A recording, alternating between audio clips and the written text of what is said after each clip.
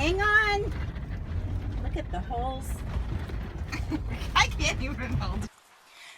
This is Miss Ruth. She is a teacher from Boom Creek in the little tiny village of Boom Creek, which is in the southern part of Toledo in Belize. And I've known her for 15 years, and I just love her, and she's amazing.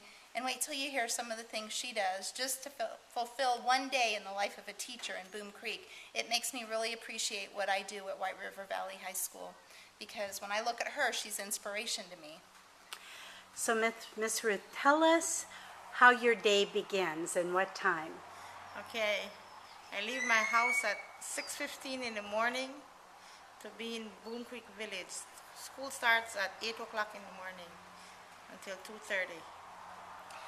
Tell us about the road and what you do to prepare for the kids. During the rainy season, it rains a lot in that area, and then we have bad roads. They're rough roads, and it has lots of water. It's a swampy area.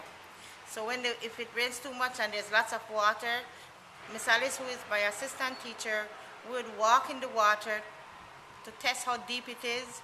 We'll come back and check the Jeep, see if the engine will get wet. If it will not get wet, we drive through the water. And if it won't get wet, if it does get wet? Then we park the Jeep or transport on the side, and we walked sometimes 3-4 miles before we reach the school.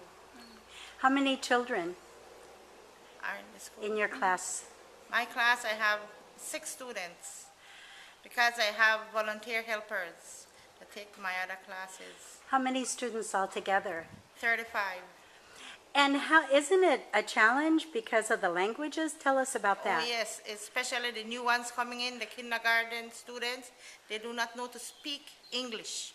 So we have to hire a teacher, which is our volunteer, to come in, and someone that speaks Quechua, Spanish, Creole, and then by the time they reach our class, they'll be able to speak English. And English is the language taught in the schools. School, yes, English is the first language in the school. Have you ever been stranded at the school? Oh yes, when it's rainy time, the road is so bad, we get stuck in mud, so we have to stay in the school. We sleep on the floor in the school up to 3 weeks for a month. And the floor is a nice cushy floor with No, mattresses. they're hard cement floors. We just spread a sheet or a blanket, and that's where we sleep. How many years have you taught? In Living Word School?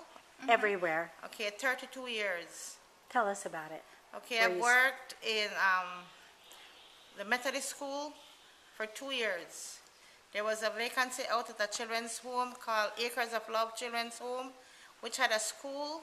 So I went there and I taught for 15 years. When the children were moved to homes, I went to teach in Boom Creek Village at Living Word School for 10 years. And our manager decided that it's time to move to somewhere else, and the government took it over. So from 2012 until now, 2017, I'm in that same school, but under the government.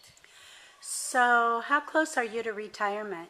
Oh man, I've passed retirement age. From 55, I'll be 57 now, but I'm still in the school. The government has asked me to remain as their principal. And how long do you think you'll stay? Well, I was thinking of quitting this year. My last month would have been June of this year. And I'm sure with all those years you get a good retirement. Oh no, nothing. Explain. Because to get a pension, you need to work with the government for 10 years or more. And working full with the government, I've only done 5 years. Even though I've passed retirement age, it does not help.